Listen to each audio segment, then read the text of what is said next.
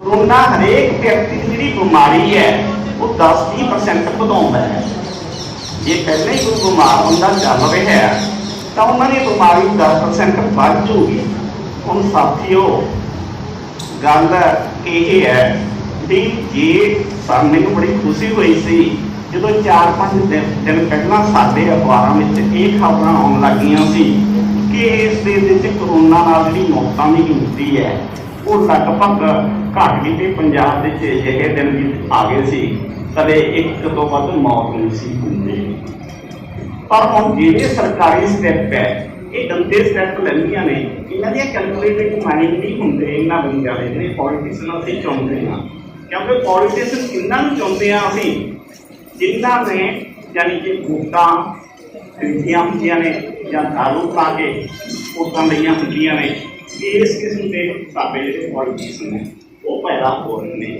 जो साडे पॉलिटिशियन ही यह जी पैदा हो रहे हैं तो साडे देश की हालत रही वो कन्ने आउणगीआं दोस्तों तुहानूं पता ही है। पर माता सिद्धि ने अपने पुत्र क्योंकि मनोज बारे मैं जानना चाहा संजय जां नीनू बारे संजय जां मंजू बारे मैं बहुता नहीं जानता। इस करके मैं थोड़ा जा मनोज बारे दसना चाहूँगा कि इन्होंने एक किताब भी लिखी है जिसे इन्होंने दसने का यत्न किया कि ये विज्ञान की सोच में किमें बात बनी। हर एक गल इसे विज्ञान का कारण कि साइंस काम करती है वो लुभण की आदत इन्होंने किमें पाई है। तो इन्होंने जो जीवन से सारा वो लगभग इन्होंने अपनी जिंदगी के 30 बड़े है जी वो क्योंकि असी साथियों जिहड़े असी तरकसीवां जिहड़े असी लोकां नूं प्यार करते हैं असी समझते हाँ कि मंदिरां मस्जिदां जां गुरुद्वारा नालों जां मूर्तियां ग्रंथां नालों मनुख हैगा महान है। इन्हां नूं बनाउण वाला भी मनुख ही है। इस करके जो कुछ भी होना चाहिए साडे देश वो मनुखता की भलाई भी होना चाहिए। हुण मनोज जी ने भी यही लिखा है यही गल दोहराई है कि मनुखता की भलाई भी वो भी काम करूँगा। साथियों जे कोई बंदा मनुखता की भलाई भी काम करता है क्योंकि आपके बच्चों का सारा ही बात इस करके जे किसी को कोई फालतू नहीं रहेगा वो आपने यानी कि समाज के जिहड़ा एनवायरनमेंट असीं पूरा कर लिया है उन्होंने साफ करना जो कोई काम करता है तो वो जरूरी है। मैं मित्र रिश्तेदार चले जाता है कभी ना आने के लिए फिर भी हम ये कहते हैं कि शोक नहीं है। मैं फिर विनती करूँगी प्लीज मेरी फिर विनती है कि प्लीज बातें इधर को फ्रेंडली आप इधर को प्लीज कर लीजिए कि मैं बोल नहीं सकता अगर ऐसी होती है ना मैं आप छोड़ नहीं सकता। तो मैं विनती ये कर रहा था कि शोक किस बात का शोक बहुत करते रहे हम भी बचपन से मेरी 70 साल से ज़्यादा उम्र है। तो हमारी कम्युनिटी में कम्युनिटी में गाँव में आज भी कई जगह ऐसा चलता है कि कोई डेथ हो गई है मौत हो गई है दूर दूर से रिश्तेदार आ रहे हैं मकाने आ रही हैं डब्बे बांध करके आ रहे हैं। जब वो गांव के नजदीक आ जाती है खास करके औरतें तो वो पीटती हैं ऊंची ऊंची रोती हैं।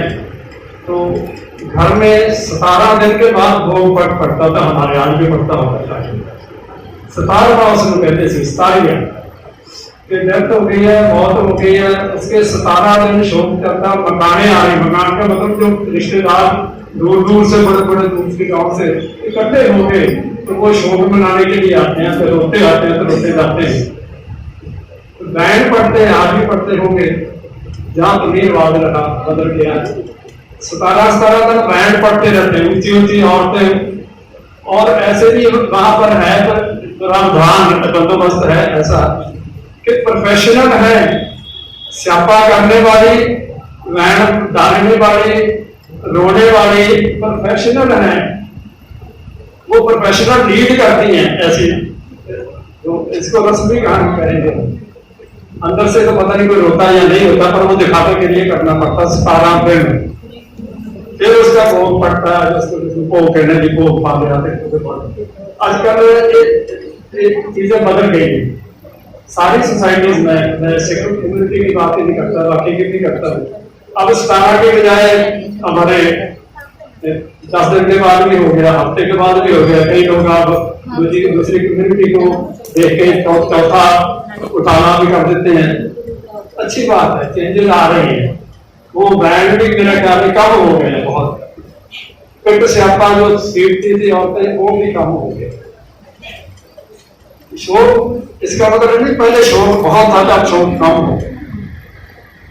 हमारे कुछ लोग हैं ये अपने आप को रैशनलिस्ट, तर्कशील और ह्यूमनिस्ट मानववादी, में थोड़ा सा मानववादी के बारे में कहूंगा जैसे समय ज्यादा ना हो जाए। हम सोचते हैं कि शोक नहीं करना, क्योंकि हम कुदरत के बनाए हुए नियम के अनुसार जीवन, जब हम आते हैं क्या हम अपनी मर्जी से आते हैं? हमें पता ही नहीं हम कैसे इस संसार में आ गए। कुदरत का नियम है। ऐसे बहुत सारे नियम हैं अपने जीवन के, मनुष्य के जीवन के।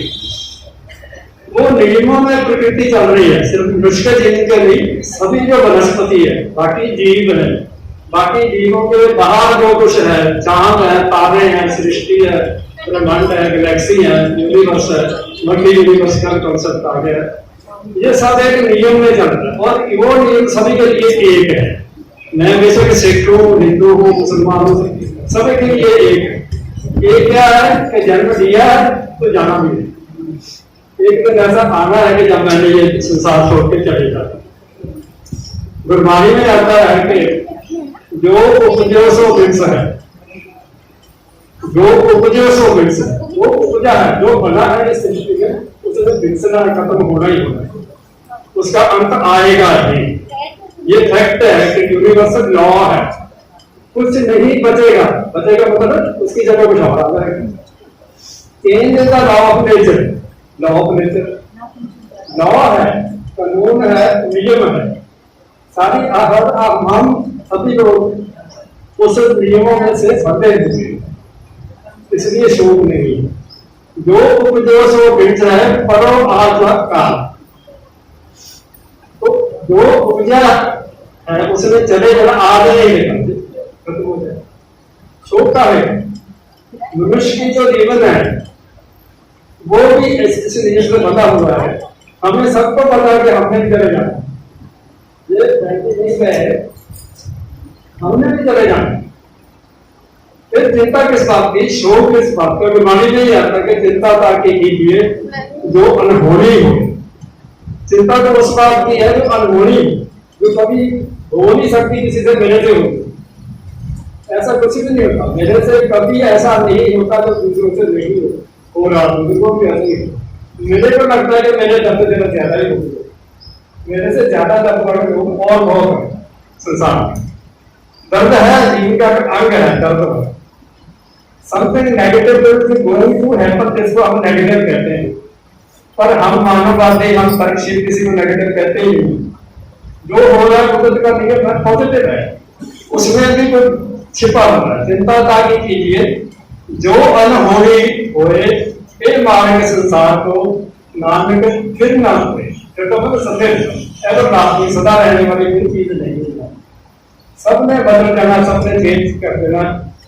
अनंत से रहो, चिंता छोड़ दो।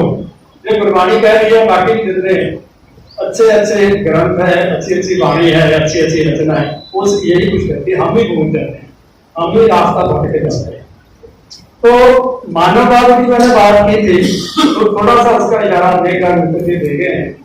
मानववाद एक नई विचारधारा है, नई सोचने की पद्धति है, नया एक एटीट्यूड टुवर्ड्स लाइफ है। It is a new life style, new life stance. कि जीवन का एक अनोखा नया ढंग है। बुरा ना मानिए, उसमें यह कि हम किसी धर्म को मदद को नहीं मानते। हम कहते हैं कि एक ही मतलब है मानववाद। मानववाद मनुष्य, हम मनुष्य जो मैंने कोई प्रभु भगवान परमात्मा देखा ही नहीं कभी किसी ने ना मेरे को दिखाया। मेरी तो 70 साल में ज्यादा होगी, मेरे को तो दिखाया। हम गुरुद्वारों में भी गए हैं, मंदिरों में भी गए हैं, सब जगह गए, स्टडी भी किया, पढ़ाई भी की, सब कुछ किया। हाँ, हमें किसी ने कोई भगवान कोई ऐसी सुपरनेचुरल पावर नहीं दिखाई आज तक, ना ही कोई दिखा सकेगा। मेरा दावा है, मेरा चैलेंज है, तुम मेरे को दिखा दे कि ये भगवान की खड़े हैं, कभी नहीं मिलेगा। क्यों ना जो हमारे सामने हम उसके बारे में सोचते हैं। मेरे सामने तो इंसान है, मानव है, मनुष्य। क्यों ना मैं मनुष्य के बारे में सोचूं, मनुष्य भी तो उसी प्रकृति का पैदा किया होता है। अगर भगवान को भी आप मानते हो, आप कहते हैं कि ये भगवान ने दिया कि हमारे साटो जी का पुत्र की दान देती है, वैगुरु ने पुत्र की दान देती है। वैगुरु ने वैगुरु का से पता नहीं कभी मिलना है या नहीं मिलना, कभी हम भगवान को देखेंगे या नहीं देखेंगे, पर मनुष्य को हम रोज देखते हैं। ये नहीं है कि मैं अपना ही सोचूं, मैं अपने बच्चों का ही सोचूं, ये सारा ही मेरा परिवार है। क्यों ना हम ऐसे सोचूं, ये मानववादिता है। एडवांस में पहले ही तैयार रहती थी, ये मैंने उनसे सीखा है। और वो बहुत अच्छी मरीज थी, वो एक पेशेंट थी, उनमें बहुत सहन शक्ति थी, ये भी मैंने उनसे सीखा है। और वो बहुत प्यार से बात करती थी। वो कभी कभी पैनिक ले जाया करती थी, पर उसने मेरी सहन शक्ति बढ़ाई है। उनमें बहुत सहन शक्ति थी, और उन्होंने वो कहीं ना कहीं उनके साथ रहते हैं तो वो हमें भी ट्रांसफर करते हैं अपनी चीजें। तो ये मैंने उनसे पाया कि उनमें बहुत सहन शक्ति थी, और वो हमेशा मेरे से और सभी से बहुत प्यार से बात करा करती थी। और ऐसी बहुत सारी छोटी छोटी चीजें हैं, वो अब यहाँ शब्दों में ऐसे बयान नहीं की जा सकती। तो मैं उनसे बहुत प्यार करती थी और हमेशा करती रहूंगी। बहुत याद आएगी उनकी। तो वो आखिरी के 2 साल लगातार हमारे साथ ही रहे, तो मुझे बहुत खुशी है उसकी सेवा करने का। मुझे एज अ पोती में हमारे साथ रहे, बस वो हमेशा मुझे ऐसे मोटिवेट करती रहेंगी। आज वो हमारे बीच में भले ही नहीं है, पर उनकी यादें हमेशा हमारे दिलों में रहेंगी। कहते हैं इंसान शरीर से वैसे मर जाता है, लेकिन वो तब तक नहीं मरता जब तक हम उन्हें याद करना नहीं छोड़ते। तो मैं तो उन्हें हमेशा याद करती रहूंगी, तो वो मेरे लिए हमेशा जिंदा ही रहेंगी और मेरे को ऐसे ही मोटिवेट करती रहेंगी। Thank you. कोशिश करूंगा कि उनके साथ जो मेरा रिश्ता था उसे मैं आप सबके सामने रख सकूं। दादी का कैरेक्टर बहुत ही बोल्ड था, वो एकदम बोल्ड वुमेन थी। उनका पूरे घर में दबदबा था। इवन दादा भी उनसे दब के रहते थे।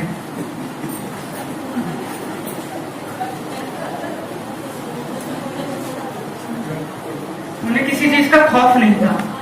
मैं उनसे सवाल पूछता था, दादी आपको कॉकरोच से डर नहीं लगता? तो जवाब देती थी, बेटा मुझे किसी चीज से डर नहीं लगता, उम्र बढ़ती है डर घटता है।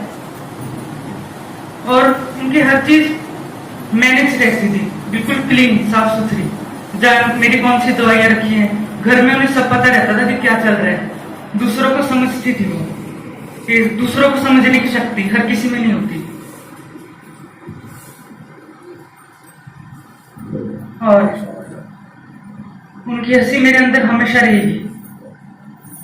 उनकी हंसी हंसती थी, अभी भी याद है। मैं उन्हें काफी शायरियां सुनाया करता था। दादी के साथ मैंने जितना भी वक्त गुजारा, हमने वो खुशी के साथ और अच्छी तरह गुजारा। तो उनके लिए मैंने अपने द्वारा लिखी हुई एक शायरी सुनाना चाहूंगा। सुकून है मुझे कि आप मेरी यादों में हो। सुकून है मुझे कि आप मेरी यादों में हो, क्योंकि सैकड़ों तो आपको याद भी नहीं कर सकते। सुकून है मुझे कि आप मेरी यादों में हो, क्योंकि सैकड़ों तो आपको याद भी नहीं कर सकते।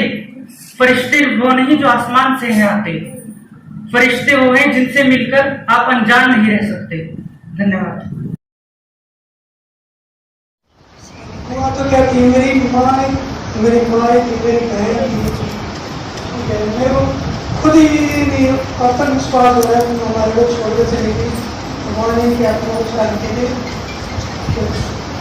मेरे को तो बचपन से पाला था इनकी क्या तारीफ करूं समझ में नहीं आता। मेरा विश्वास ही नहीं हो रहा है। मेरी बुआ मेरे को छोड़कर चली गई, ठीक है। मैं छोटा सा था, इनके बाद जब से आता था 7-8 साल का जब आया था, तो मेरी माँ की तरफ आ गई। मैं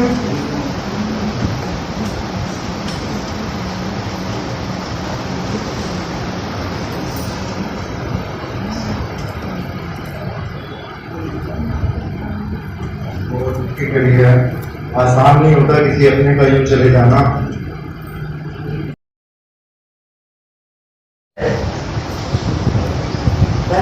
बड़ा भाई तो कुछ शिक्षा में ये भाड़े से बिहार में निकल गई, जो प्रेम का प्रसाद किया, बच्चों को ताल से पढ़ाया, अच्छे संस्कार दिए, इसकी वजह से आज ये बच्चे फल फूल रहे हैं। हम ये चाहते हैं, हमारी प्रार्थना सब माताओं का ये था, अपने बच्चों को ऐसे संस्कार दो जीवन में सफल हो। तो सबसे बड़ी चीज ये है, मैंने अपने बच्चों को 10-20 करोड़ जमा कर दिए, कोई फायदा नहीं। अगर उनको अच्छे संस्कार दिए वो जहां भी जाएंगे कमा के खा लेंगे और जीवन को सफल कर देंगे। तो अपने बच्चों को अच्छे संस्कार दो, वो अपने माँ बाप का जागरूक करेंगे। तो बात की जब हमारी छोटी कहेंगे छोटे होते हुए भी इतने देख कर अब ये पूरा परिवार आंदोलन है इसके बीच। तो हम सबसे यही प्रार्थना करते हैं, अपने बच्चों को अच्छे संस्कार दो, ये जीवन में सफल हो वो तुम्हारे गुण गाए।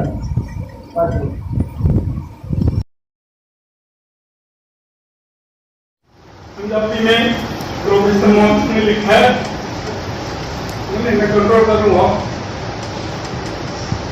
माँ वर्गा घन छाया बूटा, मैं बात में हरियाणवी में भी समझाऊंगा। माँ वर्गा घन छाया बूटा मैनू नजर न आए, माँ वर्गा घन छाया बूटा मैनू नजर न आए, लेके जिस तो सुर उधारे रब ने, लेके जिसकी छाप उधारी रब ने स्वर्ग बनाए।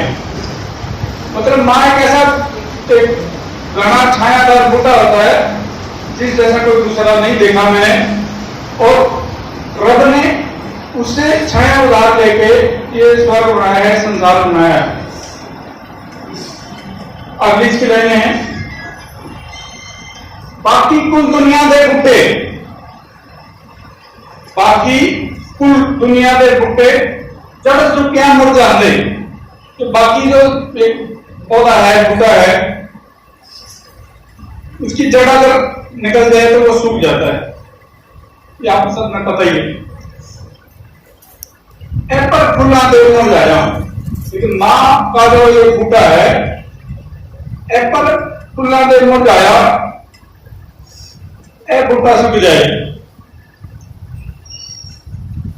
जिस माँ के बच्चे परेशान हो, जीते जी कई बार बच्चे पहले चले जाते हैं, माँ बाप रह जाते हैं, तो बहुत बड़ा दुख है। सोले फिल्म का आपने डायलॉग सुना ही होगा कि बाप के कंधे में बेटे की अर्थी, तो माँ उसको सहन नहीं कर सकती। तो मैं बेटा हूं, 10-15 दिन बाद मैं थोड़ा समझ जाऊंगा, लेकिन माँ 6 महीने का साल क्या मतलब सुख के ही लेती रह जाती है। अरबी में कहावत है कि जो रब है वो हर जगह नहीं हो सकता, वो हर जगह नहीं पहुंच सकता, इसलिए उसने माँ सिरजी है, माँ को उसने बनाया है। तो मैं कुछ टॉपिक नोट करके रहा था कि भावुक होकर कहीं इधर उधर ना हो जाऊं। तो मेरी माँ ने जो अलग अलग किरदार निभाया, महाभारत में मैंने बताई आपको, लेकिन वो एक अच्छी माँ तो थी और भी उसने भूमिका निभाई। वो एक अच्छी बहन भी थी। मेरे मामा जी थे रमेश, वो भाई बहनों में छोटे थे, सबसे छोटे तो नहीं थे, सेकंड क्लास पे। तो वो हमारे पास ही पानी को तारे थे, तो उनको संभाला था। फिर बाद में उनके साथ दुखदायी घटना होती चली गई, उनकी पत्नी का देहांत हो गया, बाद में वो भी खत्म हो गई। तो एक अच्छी बहन थी मेरी माँ। हरिचंद मामा बैठे हैं। एक बहन का जो फर्ज होता है मायके में हाजिरी देना। 4 बहनें थी, सब अपनी अपनी गृहस्थी में फंसे रहते थे। जब जरूरत होती थी तो मेरी माँ पहुंचती थी गाँव, भाई मैं आऊंगी। 15 दिन महीना वो लगाती थी। अच्छी पत्नी थी। मेरे पिताजी बिजली बोर्ड में कर्मचारी थे, लेकिन गृहस्थी की जो कमांड थी मेरी मम्मी के पास थी, और रिश्तेदारी का लेना देना सारा। और मेरे पिताजी को भी अभी तक भी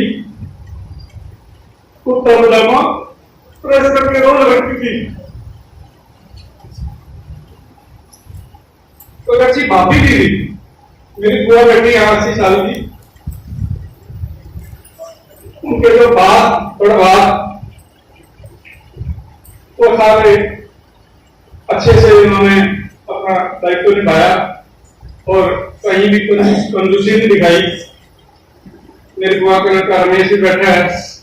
एक बार पता नहीं क्या कोई मेरे पिताजी ने धमका दिया था, तो उसको लेकर आगे चली गई।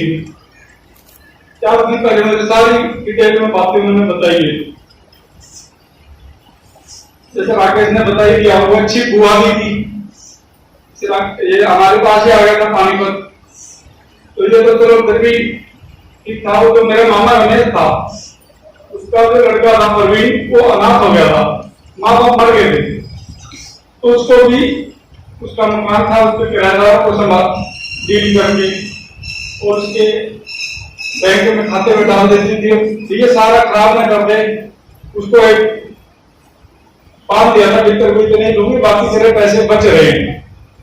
तो एक अच्छी बुआ का रोल उन्होंने अदा किया। अच्छी बेटी भी थी वो, ये सुनने वाली बात है। वो अच्छी बेटी भी थी। मेरे नाना जी मेरी नानी की दोनों जब आखिरी दिनों में थे, तो मेरी मम्मी को कहते थे बेटी मैंने ले जा। तो भाइयों का दबाव था, एक बार लाल बाती थी। फिर एक दिन हमने कहा भाई वो आना चाहते हैं तो उनको बुलाना चाहिए। तो आए हमारे पास। अंतिम समय 6 महीने मेरे नाना ने, 3-4 महीने मेरी नानी ने वो हमारे पास लगाया। फिर वो सामाजिक जो दबाव होता है उसके चलते मेरे मामा जी हाथ जोड़ के ले गए। प्राण तो उनके अपने वही छूटे, लेकिन वो मुझे संतोष है कि मैं अपने नाना की और मेरी माँ की अच्छी बेटी के रूप में अपने माँ बाप की तो सेवा कर पाई। तो ये अलग अलग रोल थे कि मेरी माँ ने निभाया अच्छे से। माँ तो थी, लेकिन ये बात की गवाही है। बाकी आप में से कहीं नहीं भी बोलेंगे, पता सबको है। उसने पालक पर बैठे टिजोर वाले, इनकी बेटी का रिश्ता कराया था, राकेश का रिश्ता कराया। कई जगह उन्होंने रिश्ते, कई जोड़ियां उनकी जम जाए, उनका अच्छा हो जाए, तो कभी किसी का बुरा नहीं चाहा। तो ये मैंने कुछ अपने विचार रखे। सबको नमस्कार। नाम के क्यों है, पर ये पता लगे कि उसकी छाल बहुत चली है और उसके फल बहुत मीठे नहीं, तो समझो उनको बहुत चंगा है। आज सुधरी देवी के सुपुत्र मनोज जी सारे सामने तस्वीर में देख के कह सकते हैं, जो सानू विचरण मौका मिला, मात भैन जी नहीं मिला, पर असं कह सकते हैं कि वो दरख्त, वो बूटा, वो बहुत मीठा सी, वो बहुत प्यारा सी, वो बहुत कमांदा सी। आज सारे जो कोई भी मृत्यु होंगी है तो असं इकट्ठे होंगे हाँ, साढ़े च एक बड़ी साढ़े सिर्फ देश में सारी दुनिया के असं अपने उस व्यक्ति बारे ਉਹਦੀ ਚਿੰਗਾਈਆਂ, ਉਹਦੀ ਮਾੜੀ ਗੱਲਾਂ, ਉਹਦਾ ਪਿਆਰ, ਉਹਦਾ ਸਨੇਹ, ਉਹਦਾ ਸਾਡਾ ਤੇ ਵਰਤਨ, ਉਹਦੀ ਦੇਣ, ਉਹਨੂੰ ਯਾਦ ਕਰਨ ਦੀ ਬਜਾਏ ਅਸੀਂ ਧਾਰਮਿਕ ਰਸਮਾਂ ਜ਼ਿਆਦਾ ਕਰਦੇ ਹਾਂ। ਜੇ ਅਸੀਂ ਮੁਸਲਮਾਨ ਦਾ ਫਤਿਹ ਪੜ੍ਹਨ ਕਰ ਜਾਂਦੇ ਹਾਂ, ਜੇ ਅਸੀਂ ਹਿੰਦੂਆਂ ਦਾ ਜਾਂ ਹਵਨ ਕਰਾਉਂਦੇ ਹਾਂ ਜਾਂ ਗਰਭਵਾਲ ਦਾ ਬਾਹਰ ਕਰਦੇ ਹਾਂ। ਮੇਰੇ ਪਿੱਛੇ ਇੱਕ ਦੋਸਤ ਮਿੱਤਰ ਮੇਰਾ ਰਿਸ਼ਤੇਦਾਰ ਵੀ ਸੀ, ਉਹਦੀ ਮ੍ਰਿਤੂ ਹੋਈ ਹੈ ਤਾਂ ਉਹਦੇ ਵਾਰਸਾਂ ਨੇ ਗਰਭ ਪੁਰਾਣ ਦਾ पाठ है 11 दिन चल रहे हैं। मैं हैरान सा कि क्या हो रहा है। उस समय पंडित जी 11 दिन कसते रहे हैं कि वो बंदा जो मरिया नहीं, वो ढूंढ रहा है, वो जा रहा है, कितने वो प्यास लगी हुई है, कितने वो रोटी खा रहा है, कितने वो डंडे मार रहे हैं। क्या तुम्हारा समझ है? एक पास से मनते हैं ये जीवन का अंतला पड़ा है, इतने आके जिंदगी खत्म हो जाती है, इतने आके जिंदगी सफर मुक जाता है। बिल्कुल पानी पानी में जाना 5 लाख 5 लाख समझ जाएंगे, स्वीकार कर रहे हैं, पर फिर ढूंढने तैयार नहीं, फिर से रस्मा करते हैं। वो पास में खाने उनके आत्मा को शांति मिलनी है, बड़ा कुछ करते हैं।